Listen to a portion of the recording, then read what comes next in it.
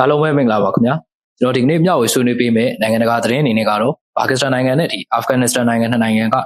ပြစ်ခတ်ရဲစဲဖို့ဘောတူညီမှုရရှိသွားတဲ့အကြောင်းအရာနဲ့ပတ်သက်ပြီးတော့အဲ့တော့ဒီလိုတင်းမာမှုတွေကနဲ့ဘောတူညီမှုတွေရလာတဲ့အချိန်မှာတော့ဒီနှစ်နိုင်ငံအနေနဲ့အဓိကဒါပြဿနာတွေကိုရင်ဆိုင်ခဲ့ရတယ်ပြီးရင်ဒါဒီကျွန်တော်တို့တစ်ဖက်ကဒါဒီနိုင်ငံတွေအားလုံးအနေနဲ့ဘယ်လိုမျိုးသင်ခန်းစာတွေကိုပေါ်ထုတ်တွေ့ရှိရလဲပေါ့တော့ဒီဆက်လက်တွေကိုကျွန်တော်အနေငယ်မျှဝေဆွေးနွေးပေးသွားမှာဖြစ်တယ်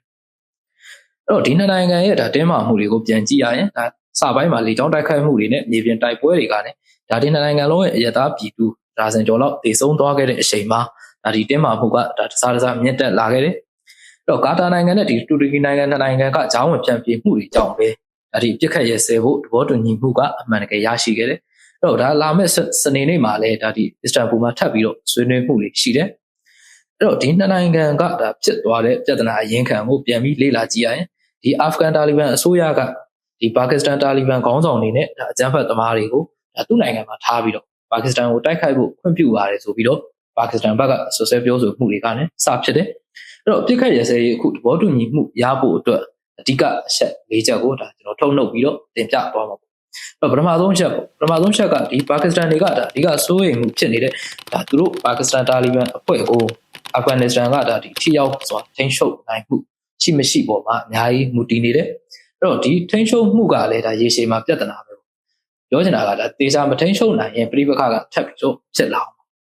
အောင်ဒုတိယချက်ကဒါနယ်နိမိတ်ပေါ့အဲ့တော့ပါကစ္စတန်ဘက်ကနေဒါယူရန်လိုင်းမှာရှန်စီယိုခတ်တယ်အဲ့တော့အာဖဂန်နစ္စတန်တာလီဘန်အစိုးရကဒီရှက်ကိုဒါနယ်မြေကျူးကျော်မှုလို့သူအနေနဲ့မြင်တယ်အဲ့တော့ရှန်စီယိုတွေကိုဖြိုချတယ်နေကြားတက်စကန်တွေအားလုံးကိုတိုက်ခိုက်မှုလုပ်တယ်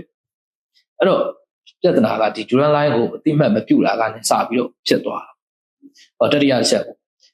ကဒီတာလီဘန်အစိုးရကအတင်းကျပ်ဆုံးတဲ့နိုင်ငံတကာမှာဝေဖန်မှုခံနေရတဲ့မျိုးသမီးတွေကိုဖိနှိပ်တဲ့ကိစ္စပေါ့ဒီကိစ္စကလည်းဒါဒီတစ်ဖက်တစ်လမ်းပါဝင်နေတာပေါ့နောက်ဆုံးချက်ကဒီပါကစ္စတန်တာလီဘန်ကပါကစ္စတန်ကိုဘာကြောင့်တိုက်ခိုက်နေရလဲအကြောင်းရင်းကဘာသာရေးပေါ့ပါကစ္စတန်ဘက်မှာဆိုရင်ဒီဆွန်နီအစ္စလာမစ်ကိုးကွယ်မှုတွေများတယ်အဲ့တော့ပါကစ္စတန်တာလီဘန်ကကျတော့ရှီယာအစ္စလာမ်ဘာသာကိုကိုးကွယ်တာအဲ့တော့ပါကစ္စတန်အစိုးရကိုဖြုတ်ချပြီးတော့ဒါသူတို့ဖွဲ့စည်းထူထောင်ခြင်းနဲ့ဘာသာရေးပေါစီဝါးတွေဒီချက်၄ချက်ပေါ်မှာအခြေခံပြီးတော့ဒီနှစ်နိုင်ငံရဲ့တင်းမာမှုကဖြည်းဖြည်းနဲ့ဒါရေရှည်မှာလည်းဒါပြဿနာတစ်ခုအနေနဲ့ဖြစ်လာနိုင်တာဒီပြိပခါတွေကိုဒါဒီတနိုင်ငံနဲ့တနိုင်ငံဒါဒီတာလီဘန်အစိုးရတွေကမထိန်းချုပ်ရင်ဒါရေရှည်မှာပို့ပြီးတော့ပြင်းထန်လာနိုင်တာဒီကနေ့ဒါဒီနှစ်နိုင်ငံနဲ့ပတ်သက်ပြီးပြောနေတာကဘယ်နိုင်ငံနဲ့ပဲဖြစ်ဖြစ်ပြိပခါနဲ့ဒါစစ်ပွဲမဖြစ်ရင်တော့အကောင်းဆုံးစစ်ရေးထက်ဆိုင်ရင်ဒီနိုင်ငံရေးဝဲဝိုင်းမှာဖြည့်ရှင်းဖို့ကဒါအကောင်းဆုံးပြဿနာဖြစ်တယ်ဒါပေမဲ့လည်းဒါဒီလောကနေရာမှာလူတွေကဒါဒီကိုဖြစ်ရှင်တာကိုယ့်ရဲ့ဥတီချက်ကိုအကောင်းထဲပေါ်ခြင်းတော့ဒါလောဘတွေရှိတော့ဒါအင်အားကြီးတဲ့သူကဒါဒီနိုင်ကျန်းလိုပဲဒါလက်နက်တွေအပြိုင်ဆိုင်နဲ့စီးပွားရေးရှယ်ပြီးတော့ပါဝါတွေမြင့်တာအဲ့တော့ပြောချင်တာဒီလိုနိုင်ငံတွေဖြစ်နေတဲ့ဒါပြိပခါတွေကြားမှာဒါဒီ geopolitics ရေးပါတဲ့နိုင်ငံငယ်တွေအားလုံးကတော့ဒါဂျာညက်သွားတာကဒါဖြစ်စဉ်တွေရှိတယ်လက်ရှိခုကမ္ဘာအခြေအနေကိုကြည့်မယ်ဆိုရင်ဒါစစ်ပွဲတွေပြိပခါတွေဖြစ်ပွားနေတဲ့ဂါဇာအစ္စရေးပြီးရင်အီရန်အစ္စရေးပြီးရင်ရုရှားယူကရိန်းပေါ့ဒါတွေကကြီးမားပြဿနာတွေဖြစ်တာ